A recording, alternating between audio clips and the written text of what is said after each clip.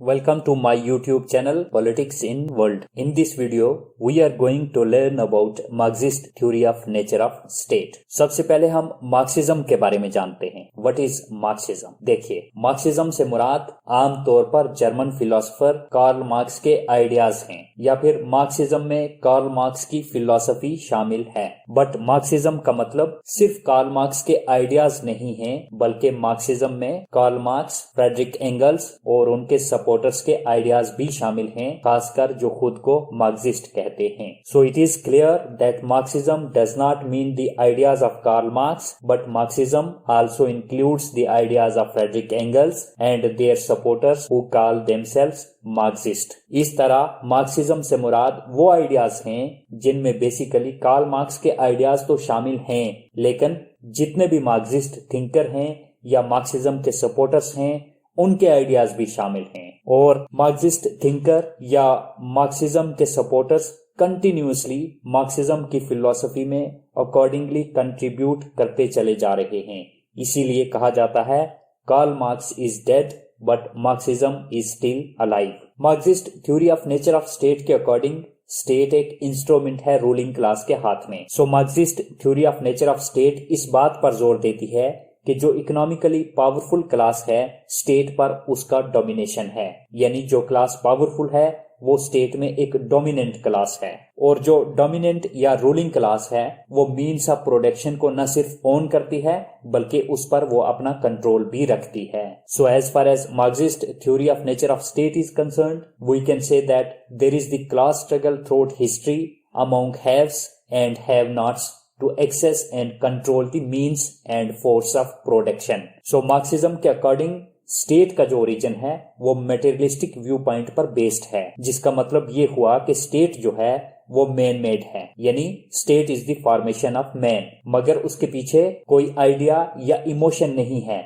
लेकिन materialistic conditions का influence शामिल है. यानी मार्क्सिज्म के अकॉर्डिंग स्टेट का ओरिजिन मेटेरियलिस्टिक कंडीशंस के इन्फ्लुएंस पर बेस्ड है, जिसे मार्क्सिज्म ने इकोनॉमिक कंडीशंस कहा है. इस बात का सीधा सा मतलब ये हुआ कि स्टेट का ओरिजिन इकोनॉमिक कंडीशंस की वजह से हुआ है, क्योंकि इकोनॉमिकली पावरफुल क्लास को means and force of production का कंट्रोल और एक्सेस हासिल करना था.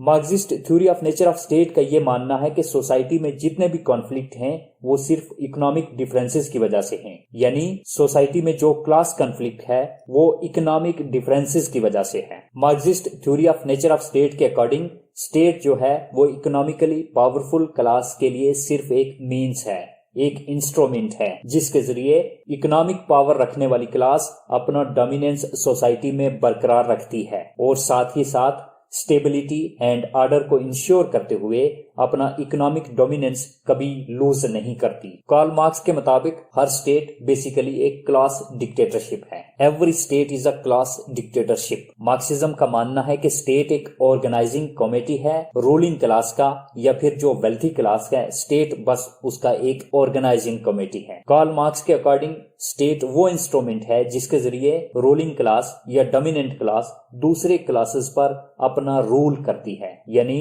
According two marks the ruling class coordinates and exercises its rule on the other classes and thereby maintain its status as the ruling class. यानी ruling class या dominant class दूसरी classes पर rule करती है ताकि रूलिंग क्लास अपने status को बरकरार रख सके. मार्क्सिज्म फिलॉसफी ने सोसाइटी का डेवलपमेंट या डेवलपमेंट ऑफ सोसाइटी, या फिर हम यूं भी कह सकते हैं कि ह्यूमन हिस्ट्री को कुछ स्टेजेस में डिवाइड किया है, जिसमें सबसे पहले मार्क्सिज्म के अकॉर्डिंग प्रिमिटिव कम्युनिज्म का फेज है. मार्क्सिज्म के अकॉर्डिंग प्रिमिटिव कम्युनिज्म में स्टेट नहीं था, या फिर हम यूं भी कह सकते हैं कि प्रिमिटिव कम्युनिज्म के एज में स्टेट का ओरिजिन नहीं हुआ था, क्योंकि मार्क्सिज्म के अकॉर्डिंग प्रिमिटिव कम्युनिज्म या ओल्ड कम्युनिस्ट सोसाइटी में प्राइवेट प्रॉपर्टी का एग्जिस्टेंस या वजूद नहीं हुआ था. So private property system basically एक पोटेंशियल काज है स्टेट के ओरिजिन या राइज या एग्जिस्टेंस में, या फिर हम यूं भी कह सकते हैं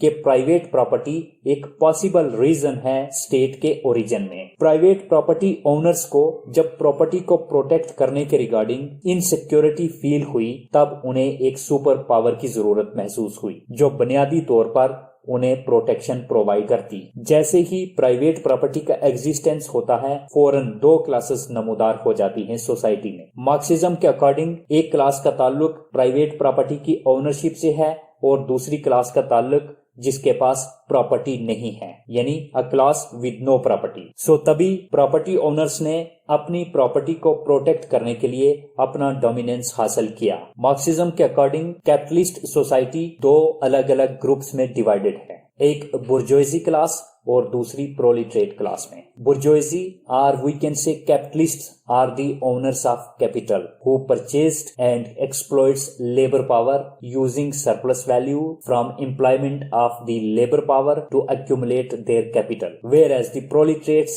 means the lowest or one of the lowest economic and social classes in a society. So Marxism philosophy बुनियादी तौर पर प्रोलिटरेट्स के एक्सप्लॉयटेशंस पर बेस्ड है। मार्क्सिज्म के अकॉर्डिंग बुर्जोइजी तबके के पास लेबरिंग मासेस का पूरा कंट्रोल हासिल है और साथ ही साथ उनके वेजेस और जॉब्स के रिगार्डिंग भी कंट्रोल हासिल है, ताकि जो प्रोलिटरेट तबका है वो फ्यूचर में रिप्लेसमेंट जैसे खतरों से दो चार रहे। बुर्जोइजी तबके को सोफिस्टिकेटेड टूल्स और इक्विपमेंट का एक्सेस हासिल है, जिसे वो अपना काम न सिर्फ क्विकली अकम्प्लिश कर पाते हैं बल्कि अपने प्रॉफिट्स को भी इंक्रीज करते हैं। और दूसरी तरफ लेबर क्लास को कम से कम वेजेस मिलते हैं और साथ में उनके पास कोई भी सोफिस्टिकेटेड टूल्स या इक्विपमेंट वगैरह मौजूद नहीं है मार्क्सिज्म थ्योरी के अकॉर्डिंग। इस बात का सीधा सा मतलब ये हुआ कि बुर्जोइजी क्लास हमेशा प्रोलिटरेट क्लास को एक्सप्लॉइट करती है। अब हम Marxist theory of nature of state के कुछ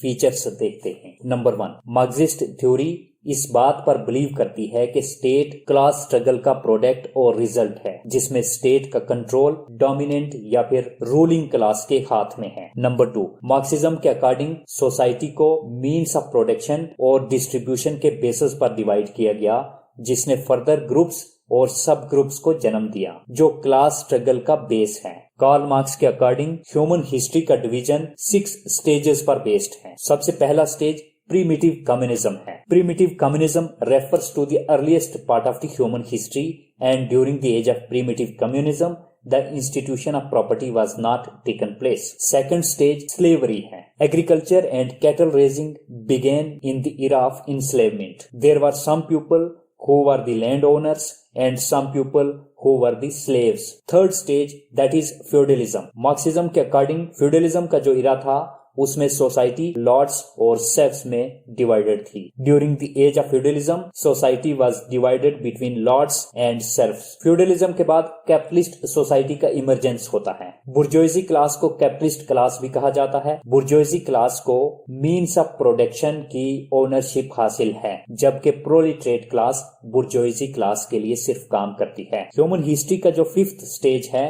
that is dictatorship of proletariat class. इस स्टेज में मार्क्स के अकॉर्डिंग 19th सेंचुरी में कैपिटलिज्म का रोल था और कैपिटलिस्ट क्लास और वर्किंग क्लास के दरमियान एक कांस्टेंट स्ट्रगल देखने को मिलती है, क्योंकि कैपिटलिस्ट क्लास ने वर्किंग क्लास को कॉन्स्टेंटली एक्सप्लॉइट किया है, बट स्ट्रगल में वर्कर्स हमेशा विक्टोरियस रहे हैं। मार्क्स के अकॉर्डिंग जब वर्कर्स ने डिस्क्रिमिनेशन, इनजस्टिस और एक्सप्लॉइटेशन को रियलाइज किया, तब वर्कर्स यूनाइट होकर कैपिटलिज्म को ओवरथ्रो करने में कामयाब हो जाएंगे। फिर उसके बाद प्रोलिटरेट क्लास का डिक्टेटरशिप इस्टेब्लिश हो जाएगा, जो बेसिकली एक ट्रांजिशनल स्टेज है कम्युनिज्म की तरफ जाने का। And last stage is communism. Human history का जो लास्ट स्टेज है मार्क्स के according that is communism. Marxism के अकॉर्डिंग कम्युनिज्म ह्यूमन हिस्ट्री का फाइनल फेज है। इस स्टेज पर कैपिटलिस्ट का पूरी तरह से खात्मा हो जाएगा और सोसाइटी में कोई क्लास नहीं होगी और न ही कोई क्लास स्ट्रगल होगा। इस स्टेज में क्लासलेस और स्टेटलेस सोसाइटी का इमरजेंस होगा। ये ह्यूमन हिस्ट्री के कुछ स्टेजेस हैं जो मार्क्सिज्म ने एक्सप्लेन किए। Now third feature of Marxist theory of nature of state is Marxism के अकॉर्डिंग स्टेट जो है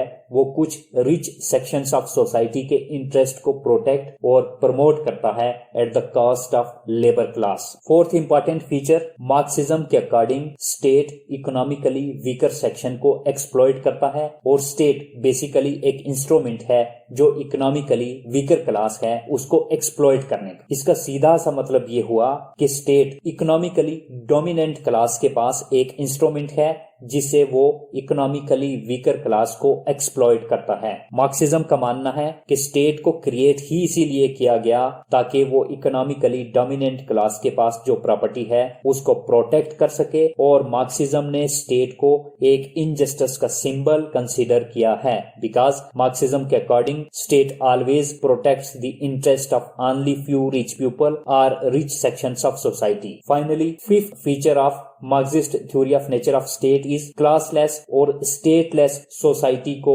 मार्क्स ने फेवर किया है। मार्क्सिज्म ने प्रोलेटरेट क्लास डिक्टेटरशिप को एक ट्रांजिशनल स्टेज के तौर पर इमेजिन किया है जो बेसिकली एक फेज है जिसमें कैपिटलिज्म ग्रेजुअली डिस्ट्रॉय होगा और फिर फाइनली सोशलिज्म कायम हो जाएगा या एस्टैब्लिश हो जाएगा। So this is all about Marxist theory of nature of state.